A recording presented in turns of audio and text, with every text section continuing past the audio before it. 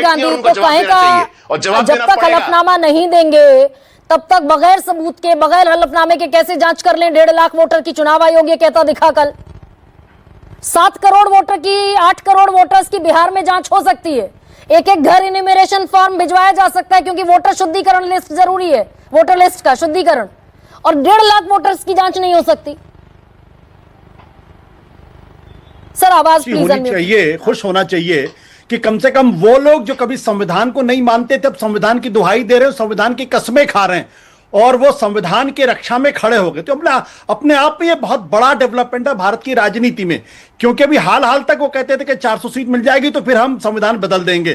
खैर छोड़िए इस पूरे मसले को। महत्वपूर्ण सवाल क्या है, मुझे लगता है कि क्या ज्ञानेश जी वाकई में उस पद पर बने रहने के लायक भी है या नहीं, अब ये बहस पूरे देश में चल रही है और भारतीय जनता पार्टी क्यों उनको डिफेंड कर रही है, यह भी अपने आप में एक बहस का मुद्दा है।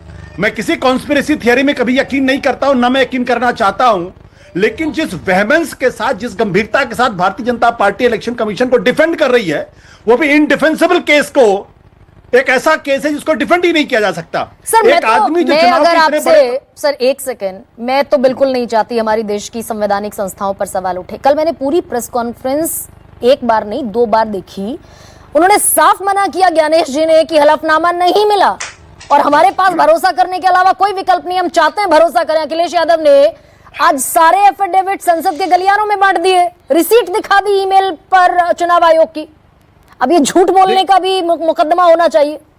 देखिए मैं, राजीव रंजन जी यहां मौजूद है, मैं उनको खाली याद दिलाना चाहता हूं कि जब 2002 के गुजरात के चुनाव होने वाले थे तो जेम्स माइकल लिंगडो करके उनकी ईसाइयत पर कौन सवाल खड़े कर रहा था?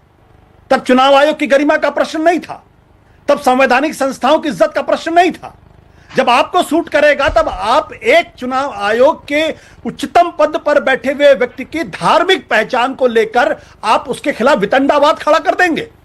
तब नहीं लोगों को शर्म आई, तब संविधान की याद नहीं आई, अब याद आ रही है।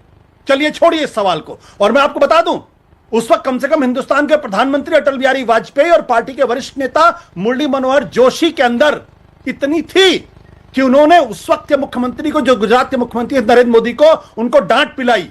मुरली मनोहर जोशी ने साफ शब्दों में कहा कि इस तरीके से आप बदनाम करना बंद करिए। नहीं सर, इस सवाल का जवाब तो आना चाहिए था।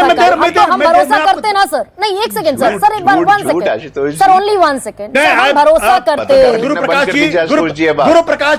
प्रकाश ji, I challenge you contradict me sir. Sir आप पत्रकार लिखना बंद कर दीजिए। अब सर मैं बहुत सम्मान के साथ कहता हूँ, गुरु प्रकाश जी, नहीं मैं बहुत सम्मान के साथ कहता हूँ सर, पत्रकार मत लिखिए आप। अब आप कांग्रेसी सिंपैथाइजर लिखना शुरू कर दीजिए। आपको बीजेपी से खास नफरत है, मुझे पता है सर। गुरु प्रकाश जी कृपया करके, मैं देखिए आप भी मजबूर है क्योंकि आप यहाँ पे मेरे ऊपर आरोप लगा के अपना राजनीतिक करियर बढ़ाना चाहते हैं, मैं जानता हूँ इसको।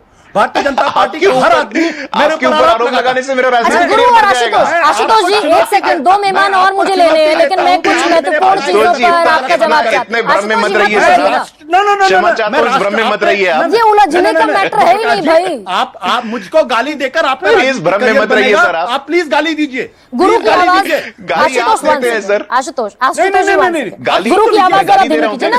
2-3 सवालों का जवाब आना बड़ा जरूरी है सर। मैं गलत बोल रहा हूं, अगर मेरे तथ्य गलत हैं तो गुरु प्रकाश जी मैं छोड़ दूंगा टीवी पर आना, और अगर आपके तथ्य गलत हैं तो आप बीजेपी से इस्तीफा दे देंगे। चलिए लेट्स प्रूव इट।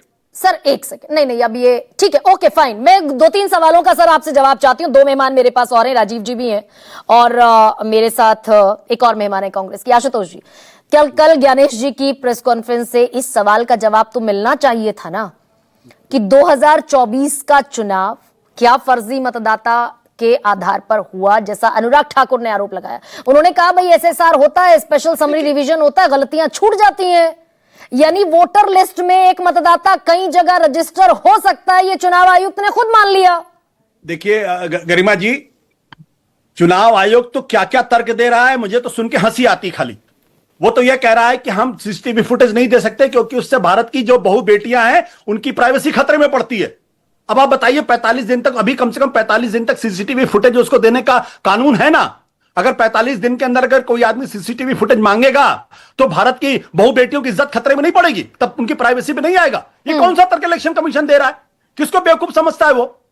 दिक्कत क्या है कि कुछ लोग आज की तारीख में वो सत्ता के साथ जुड़ के अपना करियर बनाना चाहते, तो बनाए ये अच्छे 1.5 तरीके लाख से। वोटों की जांच तो हो सकती है ना, जो राहुल गांधी कह रहे हैं। भाई हम ये कह रहे हैं कि शुद्ध भाई, वोटर लिस्ट जरूरी है और ये चुनाव अभी- आयोग की जिम्मेदारी है, वन मैन वन वोट। मैं आपसे यह अर्ज करना चाहता हूं, मैं आपसे यह अर्ज करना चाहता हूं कि अनुराग ठाकुर को 6 लोकसभा सीटों में गलती पकड़ में आ गई 6 दिन के अंदर, और कोई सबूत पेश नहीं किया उन्होंने। वो चुनाव आयोग को खुलेआम डिफेम कर रहे हैं, उस पर उनके खिलाफ कोई कार्रवाई नहीं होगी, लेकिन राहुल गांधी से एफिडेविट मांगा जाएगा। अब समाजवादी पार्टी ने 18,000 एफिडेविट दिए, 18,000। आज तक उस पर कोई कार्रवाई नहीं हुई। क्यों? किस लिए? अच्छा ठीक है सर। राजीव जी